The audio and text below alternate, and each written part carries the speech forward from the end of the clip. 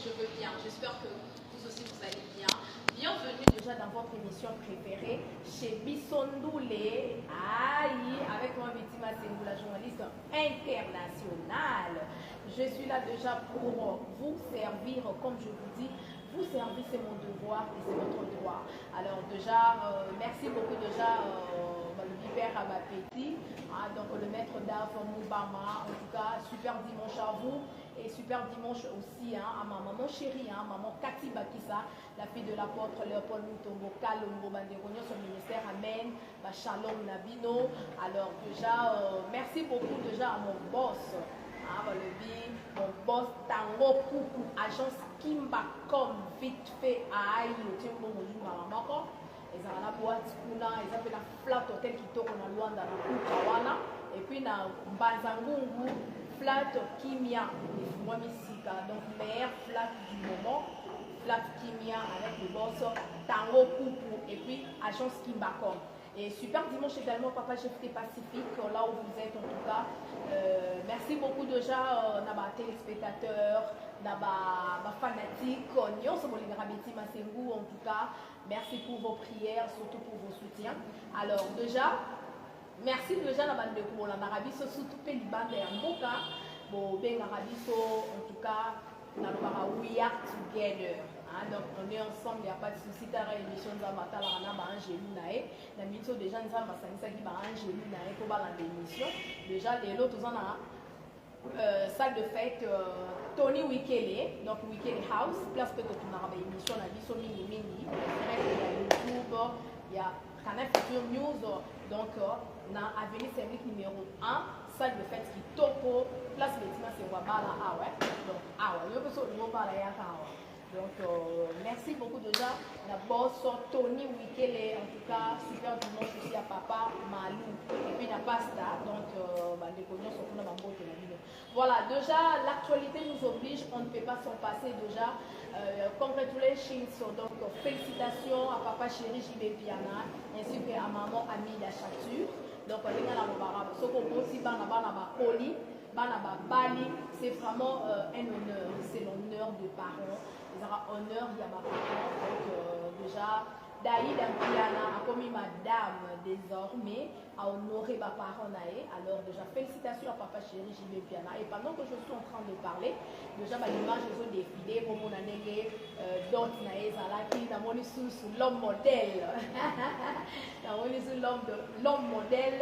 On a vu à papa chéri JB Piana, constant au mari, l'homme modèle de papa chéri Aboarae. Alors déjà, ça là qui va dans le mba, nous devons le matin, qui nous ont dit, donc ça là, qui nous ont dit. Alors déjà, vous avez une image, désolé, comme le coup, on a sur la Libanga TV, les cas qui en tout cas wonderful, les acquis vraiment merveilleux, les ça vraiment essengants, on devons le Moninga Bali CP là. Alors papa chéri azala kiwana na esemboazo bina, maman Amida Chature azala kiwana, et puis nous saluons la présence déjà de maman Denise Nyanke, notre première dame. Elle aussi, elle était là. En tout cas, les acquis vraiment très bien passé. Alors déjà, bravo l'artiste JB Piana et bravo aussi à maman Amida Chature et félicitations à Daïda Piana. Voilà, elle est déjà madame Daïda Piana. Voilà, merci beaucoup déjà. Alors, Adolphe Dominguez, c'est pas ça là qui est, tout le monde artiste est belé, pour moi, qui malgré ma toile, lui, ouais, on a été pour la ligne. Est-ce qu'il y a aussi une revanche pour papa chéri a quitté d'autres, il y a la Dingiama. Donc bon, tout éviter. Mais tout là, prochainement. Et surtout, Papi le Prince, il y a déjà là, dans l'émission. Dans l'émission, tout n'a été tout là, on a pourquoi absence, il y a Wesson, mariage coutumier, il y a Daïda Piana. Voilà, déjà, merci beaucoup. Et l'artiste musicien Marie-Paul, moi Taliafou, déjà en concert c'est 6 décembre 2025, déjà au nouveau casino de Paris, Vive le roi, Marie-Paul, aïe, Donc, Marie-Paul déjà, alors Friol Mapou a déjà porté parole, on a déjà calendrier dans l'émission pour appeler ça sous ma news concernant Marie-Paul. Alors, déjà, merci beaucoup de ma fanatique réunion sur le de partout pour éviter l'émission les caras. Donc, et vos apaisements, vous aurez notre actualité juste tout au long de l'émission à Bisso. Et puis, les artistes, musiciens, vraiment éveillés au Bazoya. Donc, comprenez, Madame la pluie à tout le monde un peu de retard dans l'émission, en tout cas, sorry. Déjà, nous allons démarrer notre émission avec Cécile Manteau, déjà, moi, habitué émission à Bisso, Balobi, aïe, donc, de la petite de ma costume. Le costume bétamine émission Oyo. Et puis émission, cette émission c'est vraiment une émission pas comme les autres. Et puis tantôt l'obaka, alors déjà salutations donc et merci na papa Blanchard, Blanchard Mbumbu, déjà maison blanche toujours. Maison d'habillement blanche, la meilleure maison d'habillement actuellement à Kinshasa, ils ont des tambours, donc ils ont des maisons blanches. Là, c'est ça qui tourne. Bon, si c'est votre tablette à la forme, pour m'appeler Pauline, on a forme maison blanche avec Blanchard, voilà. Merci beaucoup déjà. Nous sommes avec notre premier invité, Sissi Manto. Bonjour et bon dimanche. Bonjour, bonjour à toi aussi. Merci la grande beaucoup. prêtresse Betty Massengou. Voilà. Oh, t'es lié à ministre. Donc, toutefois, Betty Massengou, quand on explique à Bango, étant gourou du style, donc, Nazana ba figure nyon so katsinangai. Donc, Navma Nazate Kaka, limité Moroboui. Donc, moi, je mets tout. Na bête à so ba yukula, classique, drôle des choses, ba wesh, ba rock'n'roll. Donc, ma tenue qui les lois, faire 6 faire 6. Donc, tous les styles. Et ton gourou du style, donc, moi, chez moi, il y a tout. Donc, les gens qui sont là, qui ont tali climat, des autres qui malgré tout, biso, à saper à Congo, qui ça. Total, à climaté. Oui, bien sûr, puisque yo yebi. Total, à climaté, puisqu'ici, il n'y a pas une boutique d'habillement. Donc, directement prêté à été hiver, automne, donc, ils étaient. Comme tous autres débrouillés. Voilà, s'il faut bien dire, il faut bien souligner, on se débrouille, puisque nous sommes les lobes attendus, malgré que tous appellent la possibilité en haut, mais tous ce qu'on a styliste, modéliste, émergent awa, coup direct à l'égal, soit il y a Roberto Cavalli, c'est Miyake, Yoshi, Jean-Charles de Castelbajac, Otoko Tamamoto Longola. Mais le rôle a déjà marcelé comment partir à net. To bundana pe déjà la routine d'ato longola. Donc il y a un qui est bon quoi. Et ça a question qui est spéciale na beta boy na keboy na keboy na keboy. Alors monter comment pas na émission à Ibisinga plus ba émission total on a six ciment to utilisera plus de couleurs il y a bilamba. On aime cela noir blanc. Noir blanc. Noir blanc. Pourquoi la couleur on a mis malgré le lobé télévision bleu de nuit, mais au côté style noir na carte. Et ça parmi ma couleur préférée na yo. En tout cas, Betty Massengou, vraiment, au moninga trop d'agena à deux. Ok. Vous comprenez? Il y a deux personnes à Dieu. Voilà. Hein? Il y a le ciel et la terre. Ok. Vous comprenez? Yes. Tu as un esprit de Dieu, l'esprit de diable. Donc, on a un dédé. Ok. Vous comprenez? On a deux, tu as deux misou, tu as deux madousois zolo. Osoko patola de makolo de maboko ngeza ka de. Yokota. Caméléon de. Te nga de. Caméléon ça la couleur rebelle. Oui, rouge, vert, au tempo orange, au petit mo ba couleur rebelle, au maria mo ka kandeto loba. Et ko ko ya nango peut-être na pièce moko ba koti pe ba couleur. OK. Ba koti ba couleur. Mais pendant obeta 12 couleurs na kati na yo eza moi passe. OK. Au moni noir na pembe tellement eza penda ba couleur te puisque dans le blanc na couleur a pembe ne ba kokoma. Na noir peut pas utiliser couleur ba komi. Il y a un moment qui na najara mingi place wana. Mais sinon la linga mingi ko kende ba couleur belé te pour na repesa pena misu pasité. Puis c'est les couleurs sont les caractéristiques visuelles de la mode. Il y a au moins son a calculé Nathalie qui na kende boye la kemba mona D. Pour compliquer ba touté. Dans au moins na kende raga D. En tout cas, merci beaucoup et nous saluons notre fanatique Patrick Les Sauveurs. Alors, c'est super. Aïe, merci beaucoup Patrick, les sauveurs. Azolanda Bisson, son moment. Merci à féliciter P6 Manto. Babi, ma forme, et ne kota voata aïe. Mais ça le lot pour mon cosi Manto. On le bien très bien yo qui n'a qu'à 2-2. Mais plus 2-2 wana, ma couleur on répète à moi trop. Ça va pembe noir. Ya on habite. Pembe noir na simba en trop. Kasi on a parmi ma couleur. Ils ont pas préféré. Tenga couleur n'a préféré dans la chocolat, ya marron. Parmi ma couleur préférée. Donc ils ont parmi ma couleur préférée nanga. Mais mingi na linga marron. Mais ce qu'on utilise deux couleurs wana puisque ils ont trop ba couleur marron boye o ils ont la significatif makasi. Au moni oui, au moni noir peine dans ba détermination marron boye. Hein, pembe même soza place tozali pembe de Jésus monana. Ozomona. Donc on a touché wana mais na kati nango omona ke marron couleur noir marron moko mukie ya ka poza elo mo ya ntima. Ozomona mais na vanda na D na sala de tout na garde-robe na ngana bimisaka D. OK.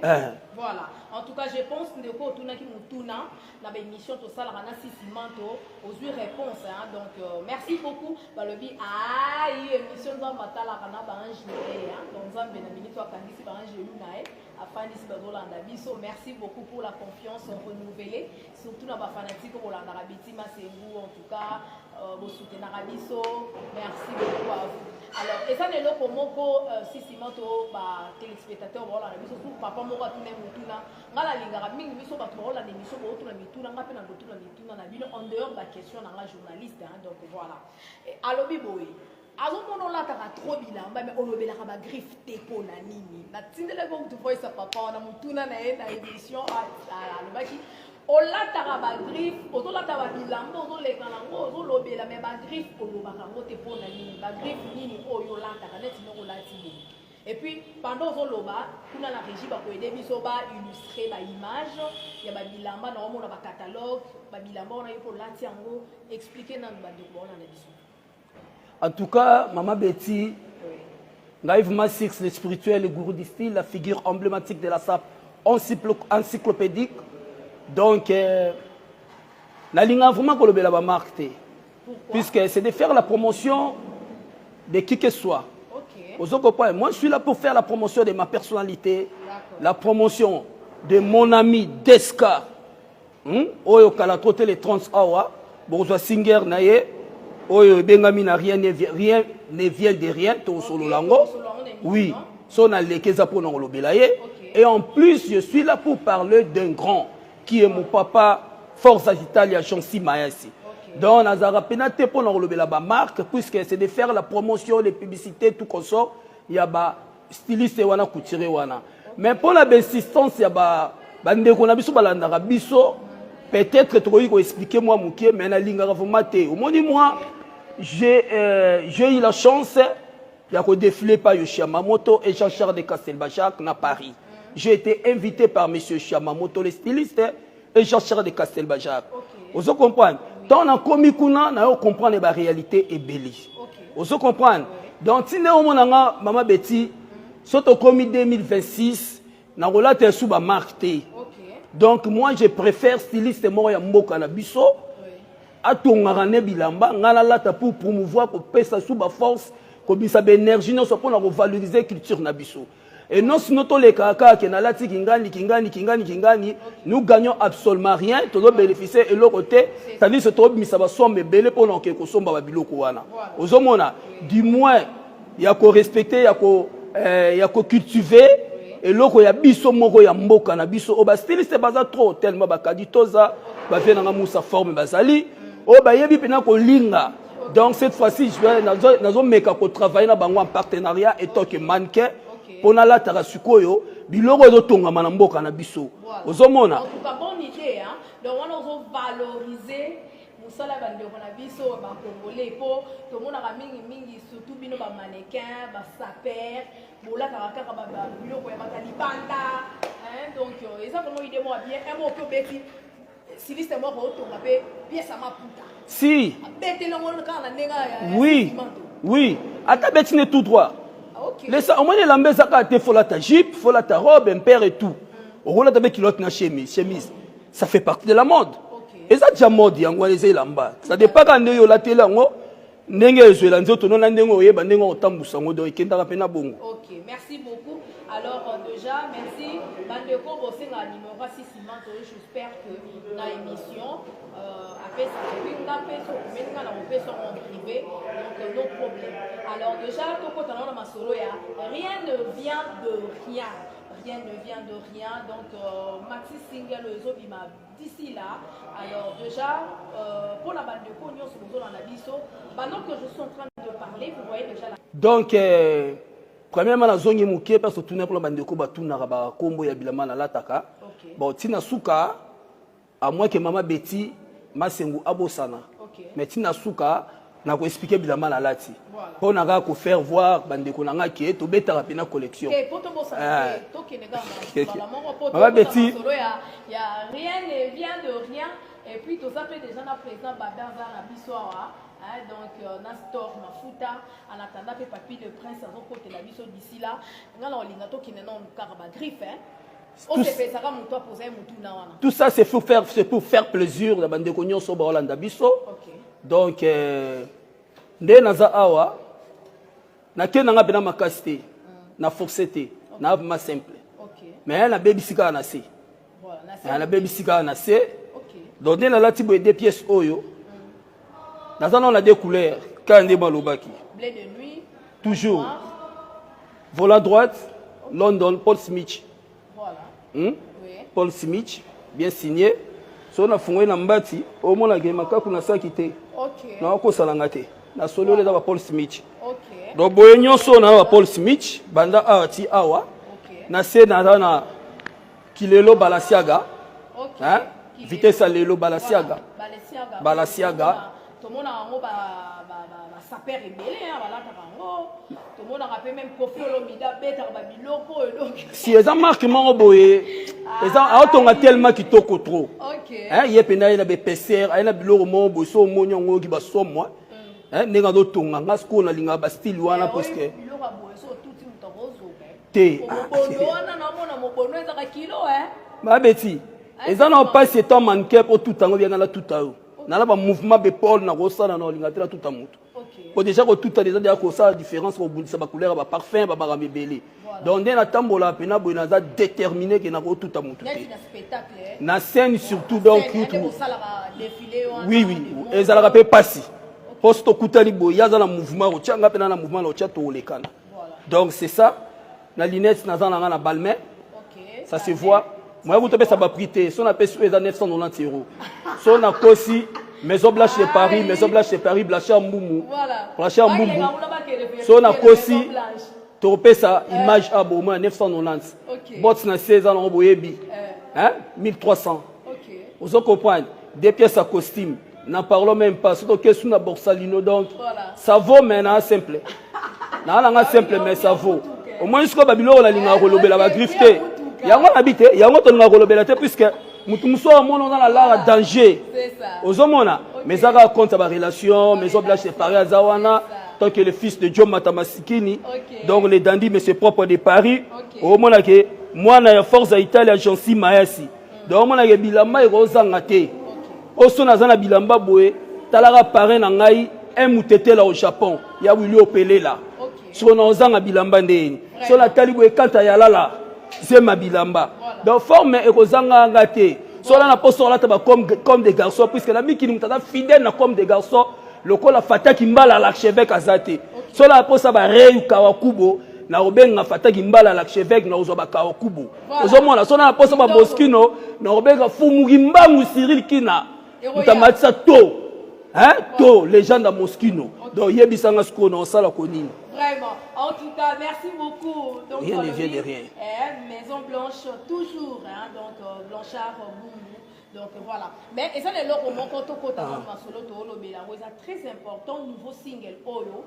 Bandeko, Banzemwa, qui tourne comme un single, oh, rien ne vient de rien. Rien ne vient de rien. Et là, au moment où il y a par hasard, donc par hasard, non.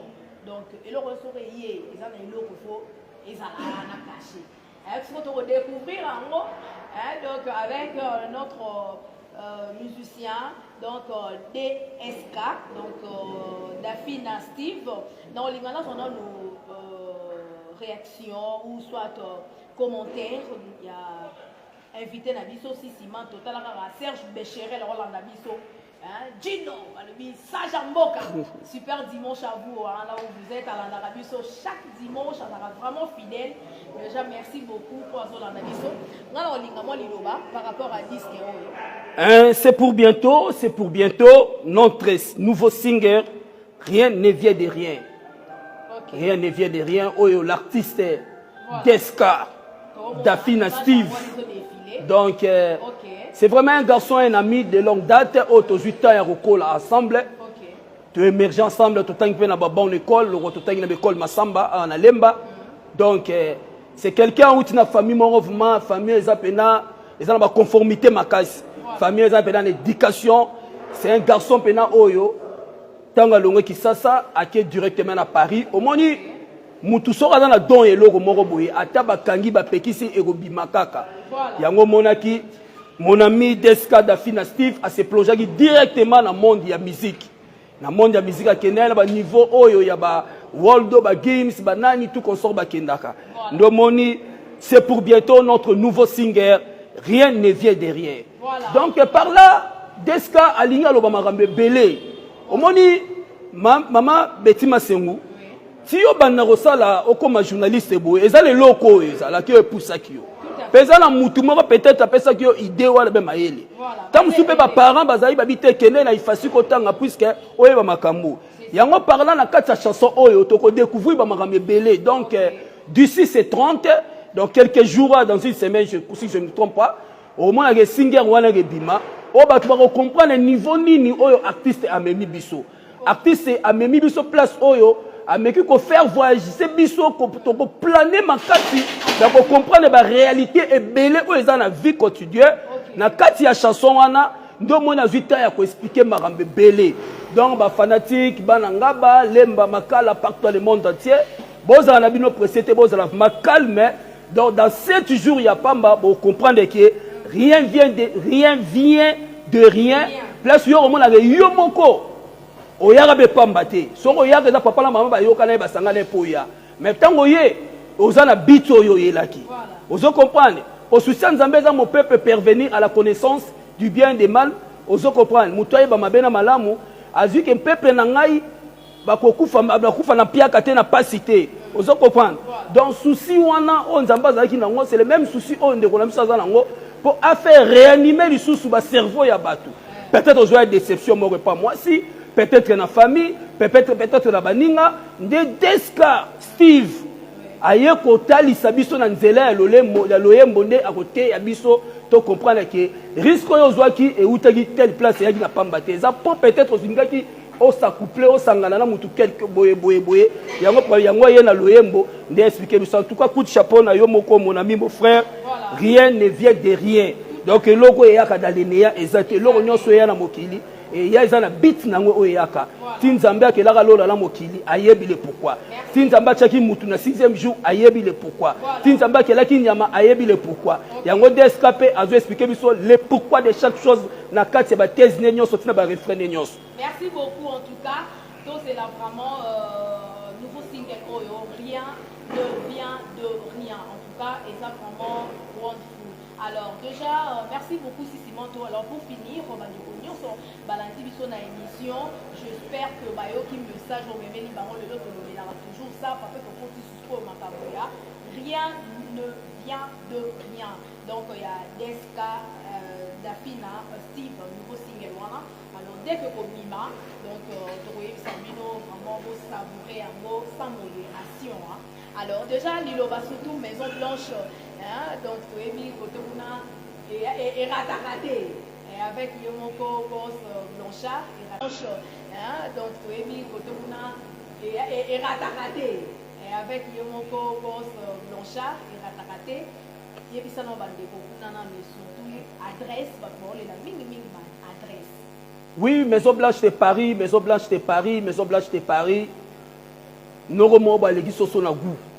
Normalement yebi ko solo la, yebi ko vana bato, yebi ko partager moi mukie na za na bato. Donc toutefois, n'hésitez pas toujours na kitambo oya numéro 5 beaucoup na ba plateforme nyonso ba nyonso kitoko o nyonso na posa nango ba festive makamutu donc ya koloba très até mon papa force Italie l'agence Mayasi toujours à bon uniforme comme d'habitude et longo na job matamasikili les dandi pareil za kitoko makamutu kitoko donc comme d'habitude maman c'est maman Mayasi qui est la légitime ya force Italie o aloba ke mutu nyonso dans la posa kolata kitoko aza la propre na miso bato puisque salité za bonzambe te salité za bo satana ko hésiter te ko contacter biso si plus 243 89 670 53 81 pour bien récapituler 089 670 53 81 au bengi directement la numéro wana ba okoto à conférence na yemoko la grande prêtresse la légitime ya force Italie l'agence Mayasi na kombo ya mama Sema Mayasi okuta na ba ligne tout kolata kitoko nyonso za na posta nango donc réduction à 50% ko banga te ko hésiter te benga directement au reçoit pour na repesa ba mbote na ngai na pesi premièrement donc tous bande ko nyonso ba jeune tout biso to sina lobaki derrière nouvel an il y a Adolphe Muzitu biso nyonso ba jeune tous dans la derrière Adolphe Muzitu pourquoi pas na yemoko le CG oyo mokonzi ya bana funa nyonso le CG Blanchard Bongomba, Bambota to place ezali, le cordon de Ligue Jeune Makala, et non que Kusikumala, et non que Kusikumala, place ozali, Babo dimanche na yo, Bana Makala, tout le maboko na yo, Bambota na bâton sa bao soutenir Deska, pourquoi pas RG Boutique na Turquie, Bambota to place ozali, Cédric Pita na Turquie, Jacques Kikati na ZSA, les États-Unis na States, Jacques Kikati Bambota trop, Patrick Munganga na States kuna bambota trop Fidèle Bilili na Katsa France pourquoi pas Gelo Walengi France Maître Beton na Sudaf manager Dr Soumaïli Castro et Jean-Paul Munganga na Infographique wana soutien aux autres soutenir Deska pona rien ne vient derrière donc le numéro de contact pour tout contact pour nous contacter biso pour hésiter 089 670 53 81 089 670 53 81 nous sommes dans l'événement festif dans spectacle belé je suis là dispo on les accords il y a même que Paris Bruxelles partout le monde entier au contacter sur cet numéro tokoya tokoso là au spectacle ya makasi puisque je suis un mannequin sapeur danseur contemporain coiffeur. Et en plus, je finirai par prêcher la bonne nouvelle. Merci beaucoup en tout cas. Merci beaucoup en tout cas d'être passé. Donc déjà, bravo donc, au pasteur Moïse Millier, donc l'artiste musicien pasteur. Donc déjà, lui, Grand Paris, il a dit tomber. Grand Paris tomber. Et pendant que je suis en train de parler, si je parle même langage avec déjà l'univers à ma petite. Le maître d'art Moubama, aïe, donc il va le vivre de volant à l'issue de partout. Je vous laisse le temps de suivre déjà pendant quelques poussières de minutes, un essai comme ça. Il y a concert, il y a Pasteur Moïse.